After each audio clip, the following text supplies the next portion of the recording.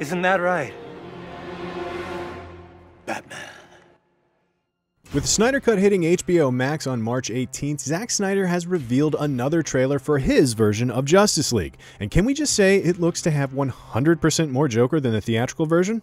Yep. Love that Joker. Are you sweet-talking me?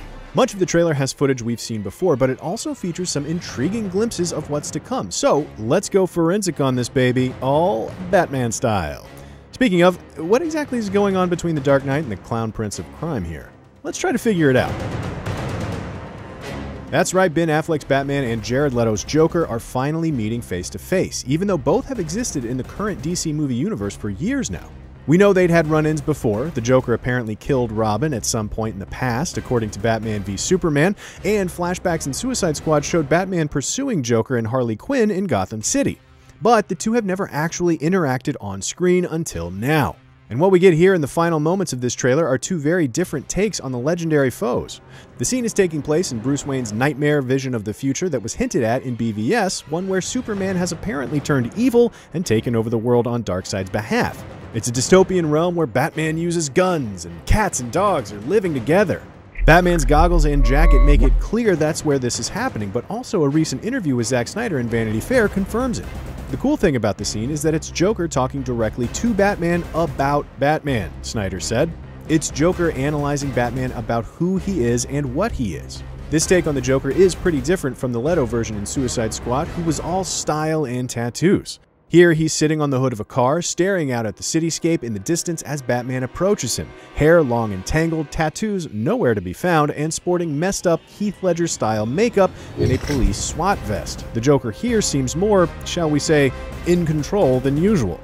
The scene also brings to mind the recent comic story Batman Last Night on Earth, which finds Bruce Wayne waking up decades in the future only to learn that he's never been Batman and the world is now a wasteland. That tale was written by Scott Snyder, whose whole thesis with the Joker is that he sees himself as Batman's friend and tries his best to make Batman realize everyone else in his life, Robin especially, makes him weaker. So maybe Zack Snyder is portraying the Clown Prince that way here, with the two characters taking on a sort of reluctantly on the same side vibe. Snyder has also hinted that we may learn the meaning behind the Joker card taped to Batman's gun in the Nightmare vision from Batman v Superman. Sounds like they're going to cover a lot of ground in what's been reported as only a couple minutes of new footage.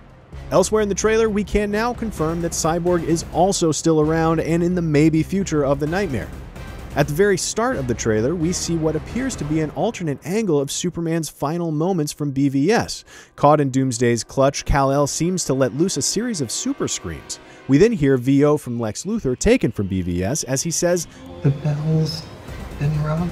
Could it be that the death of Superman somehow is what attracted the attention of Darkseid and Steppenwolf? Speaking of which, we get our best look yet at Darkseid, who was originally envisioned as the big bad in this story but was cut from the Joss Whedon version of Justice League. Now, he's front and center and his loyal Lieutenant Steppenwolf is at his side and completely redesigned. My lord, this world will fall.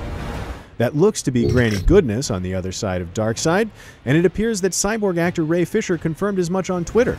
In the comics, Granny works for Darkseid and is the head of his elite fighting force known as the Female Furies.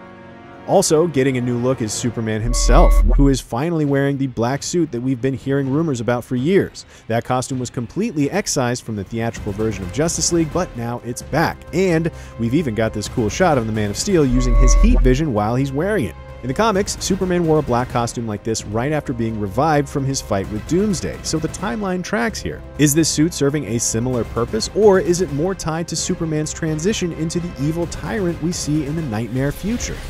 We'll find out for sure when the Snyder Cut of the Justice League hits HBO Max on March 18th. While you wait, why not check out The Road to the Snyder Cut? And don't forget to like and subscribe to the IGN platform of your choice. They said the Age of Heroes would never come again. It will. It has to.